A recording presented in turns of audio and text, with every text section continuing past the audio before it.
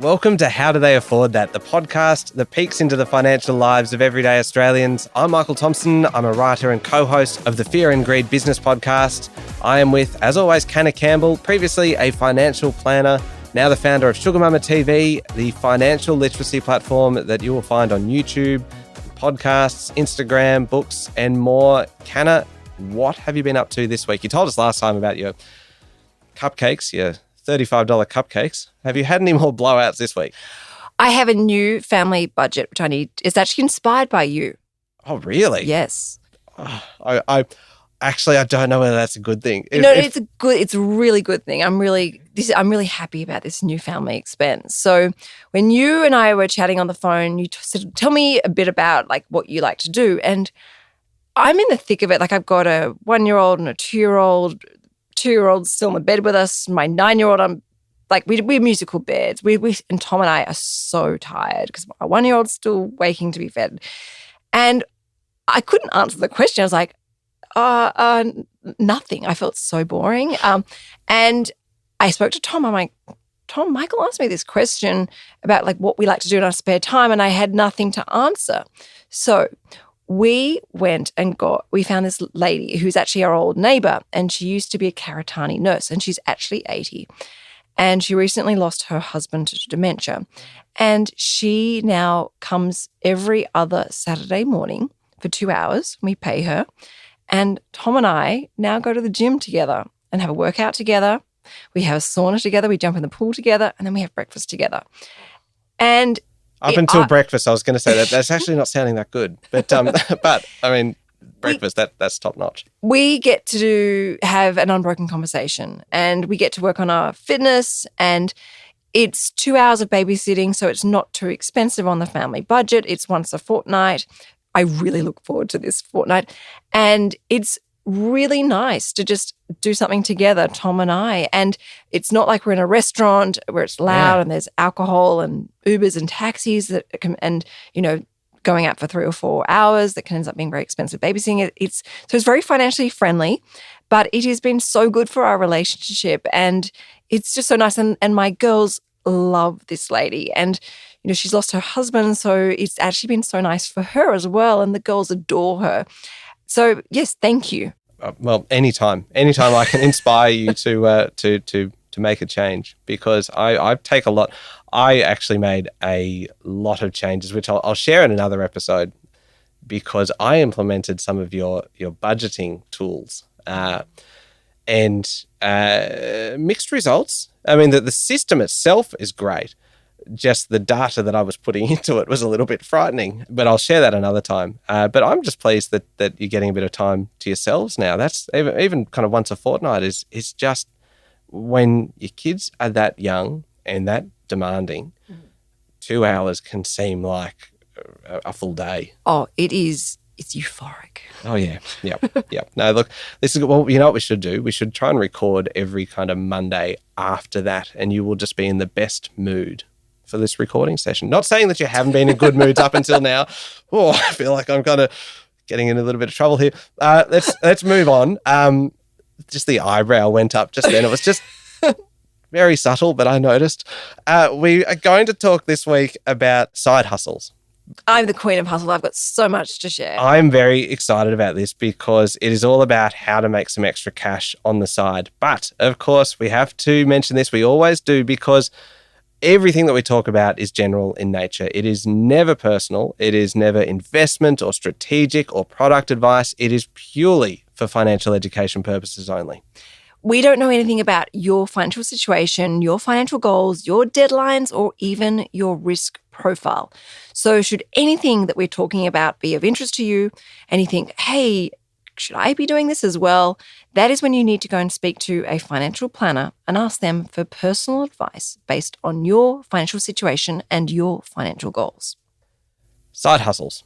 This is it's kind of a term that's really kind of taken off in the last kind of 5 years or so. I mean, making a bit of extra money on the side has always been a thing, but everyone now talks about, hey, this is my side hustle.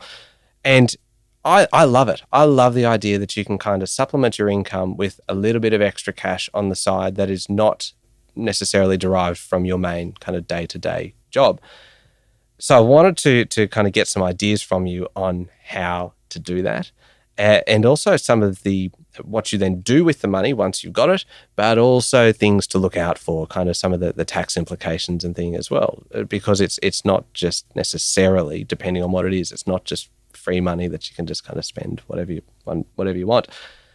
Is the easiest way to do it to sell stuff? Well, okay, we're just going to go back a second because I actually built a $230,000 diversified investment portfolio predominantly from hustling. It's what the $1,000 project is. So I've done all sorts of weird and wonderful side hustles, and I know how valuable they are and how quickly they can add up, and how when you use that side hustle money to your financial advantage, the shift and breakthrough that it can create in your life. Okay, well, look, this is at a whole nother kind of level. You are clearly the queen of this. That's because I'm going to here I am talking about like, hey, let's make $100 here. No, I made $230,000. There is a small investment portfolio loan attached to that, so I will disclose that. But this is my thing, and we should almost do a separate podcast purely on this investment portfolio and how it's literally been $1,000 at a time. But yes, a side hustle is a great way of bringing in some extra money in your life, because as I said in the previous podcast around budgeting and around, say, credit card debt, you can only go to your budget and strip out a certain amount. At the end of the day, we've still got to live and eat and get around. That's the point that we're at the moment, that we can't actually find anywhere else to cut costs. And we're the same. We're exactly the same. Yeah. The other day, Tom and I looked at our budget in bed, and I was like, there's nothing more that we can do. And that's why this is where the value of a side hustle comes in, because sometimes it's cash, tax-free. Sometimes it can be incredibly efficient use of your time, especially if you get someone who gets up early in the morning, if it's something you can do from home, something you can do on the weekends. The great thing about working remotely in COVID is taught us how to do so many things literally from our sofa even. Yeah. So let's look at the kind of the cash ones first, because I think there's probably a couple of different categories almost of side hustles, perhaps, like the ones where you are selling things and just kind of bringing some cash in like that through Gumtree or Facebook Marketplace or something. But then there's also ones where you are using perhaps your skills and doing additional work and using your qualifications potentially, but it's away from your day-to-day job. You're doing it at night or on the weekend or something, which would technically still be classed as a side hustle, but there would be kind of tax implications for those kind of things. So let's start with the cash kind of side. Quick cash. Yeah, indeed. You're a minimalist, aren't you, in terms of belongings? Does that make it easier then to decide that you're going to sell stuff? It does, but it also can be a double-edged sword, because I have 3 kids who are not minimalists, and they have a lot of stuff and a lot of toys that are cluttering my home. And does that cause a lot of conflict when mum's a minimalist and kids are naturally they want to collect things? Oh, taking my kids to Kmart is dangerous, very, very dangerous. But can we just discuss briefly how good the toys are at Kmart, the wooden toys? Have you? I know they are. Yeah, and you can sell those on the secondhand economy, and they actually sell really well. Really? Yeah. I have recently, in the last kind of 2 years, discovered all of these, the wooden kind of toy sets, the cafes and kind of all of these things. And we have pretty much an entire room just filled with these things, and it's like $8 or $12. They are a bargain. Well, you can buy them through Gumtree, which brings me to a report that came out actually by Gumtree that the average Australian household has about $5,200 worth of unwanted, unused stuff just cluttering their homes. No way. Yeah. Is that everything from kind of furniture and old gadgets, fridges, kitchen appliances, clothes, decoration, like what do they call it? Bric-a-brac stuff, yep. Surface decoration, dust clutterers. And there is a new business that's called Marcotte, which is designed for Australian families and all their baby stuff. So if I go into the storage of my house, I have baby carriers, I have bassinets, I have prams, I have all this stuff that takes up so much space. And baby stuff is awkward. Like, it's bulky. You can't put it in a normal wardrobe. It's got to go like into a garage area. Yep. And you can now sell all of this stuff very easily through Marcotte and collect some cash. And they'll do a lot of the heavy lifting for you, so you don't have to deal with the public, because obviously some people get very nervous about selling online at, through Gumtree or Marketplace because you've got to give your address. You're giving quite a bit of personal information. They come You can also over. get a lot of kind of tire kickers that will goodness. the number of messages you get when you list something on Facebook Marketplace and you get hi, is this available? You're like, yes, it is. And you never hear from them again. Oh. Or they'll ask you 10 questions and then disappear. And then they'll tell you they'll be over on a Saturday afternoon at 2:00. So you move your day around so you can be there, and then they never turn up. Or they turn up and then try and offer you a fraction of what the price you agreed upon. Or I had this woman who turned up at my door buying something from me. It was a kitchen appliance that I wasn't using. And she not only haggled me down on the price even though we'd agreed on it, she then pretty much tried to force herself through the front door to ask me if she could look through my wardrobe to see if she could take anything from there. And I was like, no, I'm not selling anything in my wardrobe. I've actually got quite a few disaster stories. That is so uncomfortable. But this is a new marketplace. It's more of a high-end marketplace where they'll literally collect the item from you and clean it up, fix any damages, sterilize it, because obviously that's so important in a post-COVID world, and sell it for you so that you don't need to, I guess, pass over bank details, addresses, people come into your home. But I've got quite a few disaster stories. Having said that, though, I love Gumtree. I've got stuff on Gumtree at the moment, actually. What's been your best kind of Gumtree success story? Oh, selling it. I sold a pram. I sold Rocco's pram. It was a bugaboo pram. I reckon I got about 60 messages within 40 minutes of listing it. It sold like hotcakes. It was unbelievable. The thing is, if you get the right price, then you can get a huge amount of interest, can't you? And sometimes it's just a case of if it's just $10 too much, you'll just get nothing. If people kind of see it as being good value for money, and that doesn't necessarily mean that you're ripping yourself off kind of thing, but if you just kind of look around, look at the other listings. Kind of, and kind of settle it kind of in the middle of everything else. And take good photos. There are some really bad photos. But also there are people who don't really care and just want to get it out there. But look, decluttering your home is a great way to bring in some quick cash. And I think there's also some huge emotional benefit of decluttering your home. It feels more spacious. It's easier to keep clean and tidy. You feel more organized. But obviously that money is very, very valuable. But there's so many different things you can do. Babysitting is a great thing. I swear my babysitting money along with my tooth fairy money went into my deposit of my first home. So again, that's cash. I'm probably going to get in trouble. I never declared it as a 15-year-old, my babysitting money and my tax return. But it's a great way of getting some money. I had girlfriends who all the way through university did lots and lots of babysitting work, and they loved it because it would force them to stay at home and obviously not be out spending money in a bar or a restaurant, but they'd be making money at the same time. So it stopped the spending and also you're earning money at the same time. So win-win. Win-win. I've got a girlfriend who had a bit of a breakdown but was a dog lover but couldn't have a dog. So she started dog walking and so it ended up being a dog walking business for her. Really well paid, and most people pay her in cash. So there's incredible. I met a girl who actually, as a side hustle, built Jenga kits, but life-size, like human-size Jenga kits, and she would rent them out to events and parties. Really? And people at the parties would do Jenga and with these big wooden blocks, and then she would go on and sell them as well. God, people can be creative in the way they do clever. it. Can I tell you the one thing that I have learned not to do? You talk about Facebook. You talk about Facebook Marketplace. Talk about Gumtree. Don't have a garage sale. I've never done one. I want to hear. Tell me. Because I have all these memories of being a kid and going to garage sales, and they were always great, and they were always really busy, and it was a great Saturday morning. You'd get the paper. God, this sounds really old, doesn't it? You'd buy a real newspaper, and you would circle all of the garage sales, and you just cruise around town and go and kind of see what's for sale, and you would typically come home with some pretty cool stuff. Now, it just seems it's about 18 months ago, we did a full declutter of our house. And so there was a lot of stuff. It felt fantastic. And we said, you know what? We're going to have a garage sale. And I remember what garage sales are like. This is going to be fantastic. It was not fantastic. It was just the most demoralizing thing because we had it all set up. It looked great. Realistic pricing on everything. It was like so much stuff just for like $1 or $2 kind of thing. And we advertised. We had signs up everywhere. I think we had 2 people in the first 4 hours. And then kind of one guy drove halfway across the city in the afternoon and bought like 50 items for $50 and just put them all into his car and drove off. I'm like, I'm never doing this again. And it's also kind of tarnished now my memory of what garage sales are.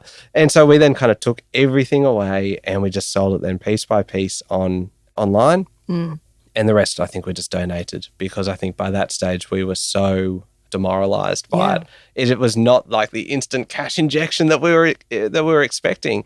And it can be a little bit sad to see people picking over your belongings and go, no, I wouldn't pay that. It's $1. Exactly. As you say, it's demoralizing. And also, I get kind of funny with things like that. I'm like, well, fine, I'll have it back then. Yes. You take it really personally. Yeah. So I would, if I could say one thing, it's don't do a garage sale, and the ways and the methods that are now set up, like the platform that you mentioned before, and Gumtree and Facebook Marketplace, are so much better now for all of those things. Talking of side hustles though, and I guess decluttering and selling your items, there is a huge upcycling community where people will go and buy something from Gumtree, say a sofa, and they'll go and upholster it and then sell it.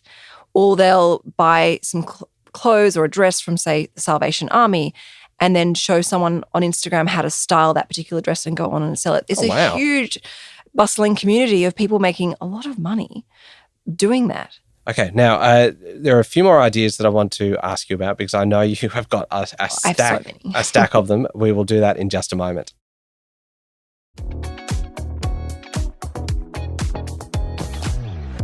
All right, side hustles. I can see you have quite a list in front of you of ideas. We already know don't do a garage sale. What should I be doing instead? Go. All right, market research. Ooh. Now, I have been doing market research for years and years. It's great. And pre-COVID, you had to turn up to these focus groups, often in the city after hours. Now, a lot of them are done online. So you do them from the comfort of your own home. They pay really well. And they'll talk to you about a product or a service, or they'll show you an advertisement and they'll ask your feedback. Sometimes these are just a one-on-one market research session, or they might be as part of a group. And so you find these online? You find them online. You have to go and register. So if you literally Google online market research companies, and there's like Farron Research, there are so many of them. Actually, whenever I find them, I post them on my Instagram account, because I do a lot of market research for the $1,000 project. And they are absolutely brilliant. I've spoken about laundry powder. I've spoken about biscuits. I've spoken about cordial. I've spoken about frozen dinners. I've spoken about all sorts of weird and wonderful things. And it's literally cash. And occasionally they might pay you in a gift voucher. So it'll be like a prepaid Visa or a MasterCard or something like that. But quite often it's just cold hard cash. The money's deposited into your account. It's absolutely brilliant. Wow. And some people also do surveys. I have done surveys in the past. I've never found them to be a great use of time. Like it can take you an hour and you get sort of $5. So that's why I love market research. But that's a really great way of earning some extra money. And of course, you've got Airbnb. So Tom and I, when we were, young and youthful and getting full night's sleeps. Is that a full night's sleep after you sit up in bed discussing your budget? This was before we lived together, so we didn't have a joint budget. We had our own individual budgets. But Tom had his place, I had my place. And so during the week, Tom would rent his place out on Airbnb and stay with me. And then maybe on the weekend, Rocco and I would go stay with him at his place, and we'd rent my place out. And that is a great idea. And it was actually, I have to say, New Year's was really profitable because your nightly rate went up. Yeah. And it was great. And obviously you've got to pay tax on it, so I'd always put that in my tax return. But it was a great way of bringing in some extra money, and that helped me for the $1,000 project. And if you can find someone, like Tom and I were very lucky, we could stay at each other's places. But if you can find a friend that also wants to make some extra money and go, well, look, I'm going to rent my place out 1 week. Why don't you come, I'll come stay with you. And then we take it in turns, vice versa. So it's fair and even so you're not having to pay for accommodation yourself. It is such a fantastic solution. And I made my place dog friendly as well. So people, again, it was really appealing for a lot of people. That's a big chunk of the market then that you're appealing to. Yeah. What about then kind of the other parts of the house, like renting out your garage and your driveway for parking, those kinds of things? Yes. So Tom did this with his place. Oh, really? When we moved in together. I organised to rent out his parking spot online. And it ended up turning out that someone in the building actually had a second car and actually reached out and said, can I rent that parking spot? But there's literally nothing you can't rent. You can rent your car out. Oh, like with the car next door and those kinds Yeah. of... Oh, We'll drive my car. You can, and obviously you've got to make sure you're careful with insurance and damage and mileage and wear and tear. But there is literally nothing. Girls rent out their handbags, their dresses. I interviewed a girl on one of my podcasts about, she got herself into a serious amount of debt and she had all these beautiful designer dresses. So she rented them out to people who had events. It's incredible what you can do to bring in some extra money. And even things like selling ebooks. I was talking to a brilliant nutritionist the other day and she was telling me that she wanted to earn some extra money and she's coming out with an ebook which she's going to sell to bring in and start creating a form of passive income for herself.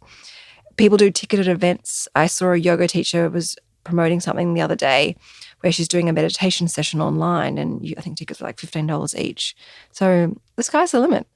I suppose that kind of fits into then that other category that we were talking about of using your skills that you may do in your day-to-day, Monday to Friday job and doing it for yourself then on the weekend. So whether you are a yoga teacher or a school teacher doing tutoring or something on weekends, you have to think about that though differently, wouldn't it be? Because that's not kind of a cash in hand kind of thing. That would be taxable income. Absolutely. And it's almost another business in itself. In fact, it's so funny you say this because the other day I was talking to one of my best friends and she's having a question of her career path and she said, look, I like my job, I'm going to stay in it, but I want to do something different, but don't know what it is. And she's been very, very clever and very, very knowledgeable and successful on social media. And I said to her, why don't you consult your services out to small businesses to help them grow their social media? And you can do an analysis of their social media and you can charge them per hour.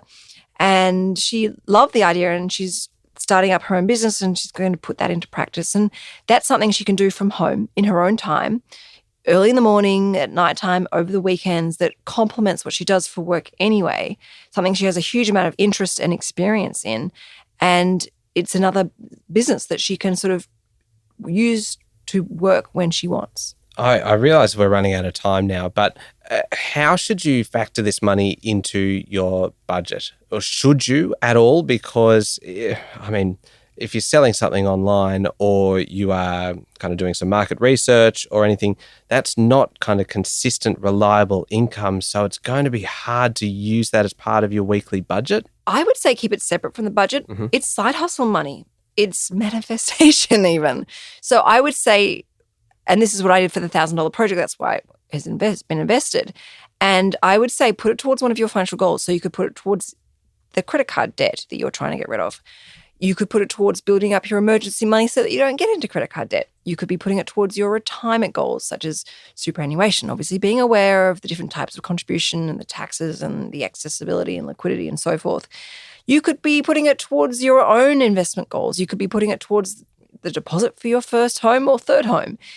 I would suggest that if you're going to be investing your time and energy into a side hustle, you want to put it towards something that's going to, I guess, amplify your financial well-being. And of course, if you've got any kind of questions or concerns about whether your side hustle is going to have kind of tax implications, get some advice. Yes, speak to your accountant, speak to a financial planner.